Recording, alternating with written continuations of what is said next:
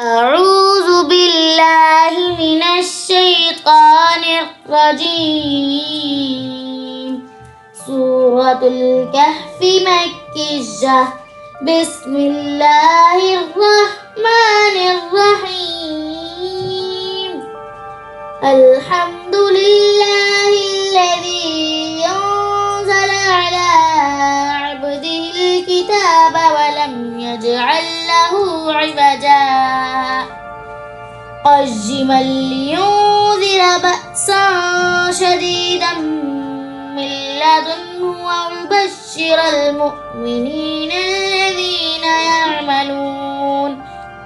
ويبشر المؤمنين الذين يعملون الصالحات أن لهم أجرا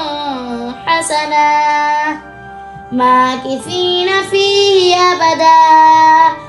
وينذر الذين قالوا اتخذ الله ولدا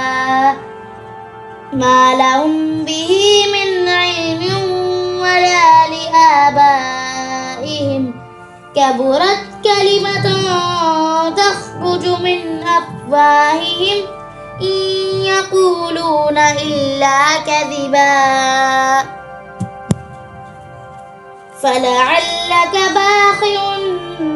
نفسك على آثارهم إن لم يؤمنوا بهذا الحديث أسفا إنا جعلنا ما على الأرض زينة لها لنبلوهم أيهم أحسن عملا وإنا لجاعلون ما عليها صعيدا جرزا أم حسبت أن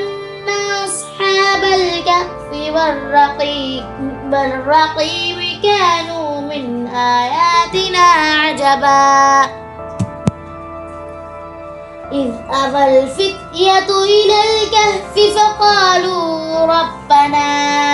آتنا من لدنك رحمة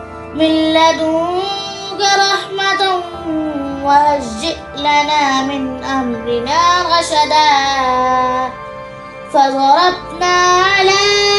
آذانهم في الكهف سنين عددا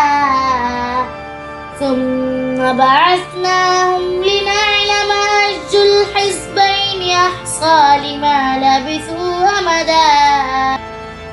نحن نقص عليك نبأهم بالحق إنهم فتية آمنوا برب وزدناهم هدى وربطنا على قلوبهم إذ قاموا فقالوا ربنا رب السماوات والأرض لن ندعو من دونه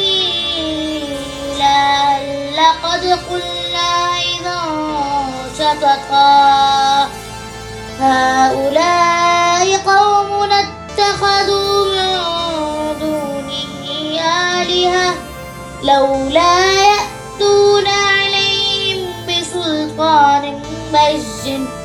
فمن أظلم ممن افترى على الله كذبا